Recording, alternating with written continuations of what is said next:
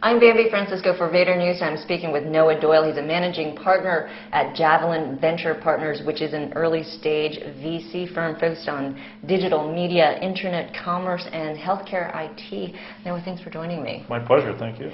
In the past several years, there's been a number of these seed stage, early stage VC firms, whether it's Spark Capital's start at Spark, Techstars in Denver, you've got Y Combinator here. They've been filling a void, and that is the really early stage. What about Javelin? What is the void you're filling? Well, we really started the firm specifically to fill that void at the seed to early Series A range. Today, it costs less and less to start a business. Vader TV is a great example of that.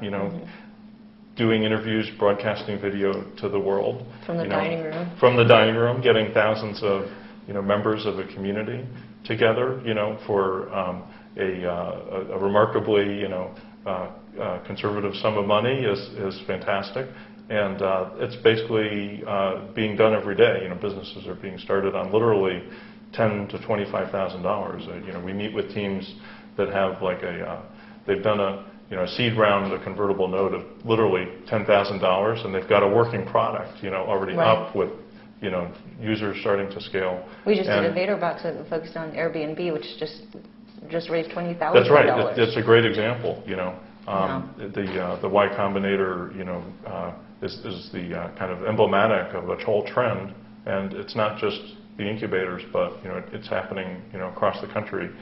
And it's hard to, for the traditional venture capital structure, it's really geared around putting several $1 million, into a business. And these companies don't necessarily, it's not necessarily the right thing for them to do to sign up for that when they can really make a lot of progress as a business, really explore their model, start to get traction. And that's where a smaller fund that can be nimble, that can invest as little as a few $100,000, but also scale up with the business as it grows, has an advantage in the market. And that's really the opening that we saw, and that we decided to create a flexible fund that could be nimble, that could do the smaller investments, and also have the reserves to support the company as it grows. What would you say, you talked about Y Combinator, but I think you're a little bit more of a later stage, because that's really kind of the first money that gets put into a company. So who would be a comparable VC firm? Well, I think there's really a class of firms, that have started up, in this arena. First Round is definitely one. Right. True Ventures is one. Blumberg Capital is in that category. Founders Fund is in that category, and it's really funds that, to some extent could be bigger, but have decided not to be, and they've preserved that flexibility to do the smaller investments, but have the capital behind them to grow with the companies and support them as the businesses get large. So, really what we're looking for is those businesses that are exceedingly capital efficient, that can make great progress with about $1 million, so that they can really have sound businesses with demonstrated customer traction, in many cases revenues that are getting substantial before they're raising multiple millions of dollars. And then we as a fund can participate when those larger rounds come together. Okay. Before we talk about that and the exits for your companies that you're trying to position them for, what about, you talked about that you're investing between $250,000 to up to, is it $2 million? $2 million. Okay, into these companies, and you're focused on digital media, internet commerce, IT. Can you elaborate a little bit more? Because there are lots of entrepreneurs watching. What exactly are you looking for? Yeah, definitely. And I think we really look for businesses that have a differentiated set of intellectual property and innovation, at the core. Usually a technical innovation, but it could just be a differentiated, approach to social networking or to a market space that no one's taken before, and that a business can be built around that IP where there's a large market potential, such that productization can be done relatively quickly and early proof points can be generated. But if that makes progress, the market depth is really there, One example is a company in our portfolio called Nuvon, which is a hardware software solution for connecting the IP world to the non-IP world.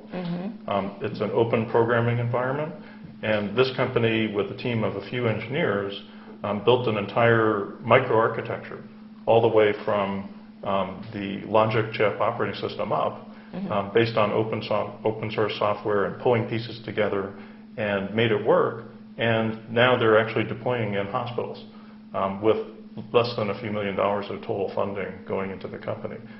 So it's an example of how you can really, in many ways, move mountains with relatively little capital, achieve great things. And that market is a multi-billion-dollar market. So as this company grows, they've got plenty of room to grow in many different segments.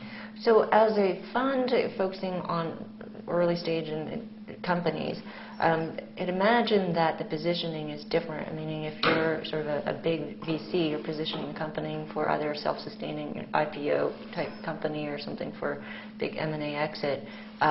What do you do that with your companies? Are you trying to position all of them for an M&A? And if so, how does that change the way their strategy?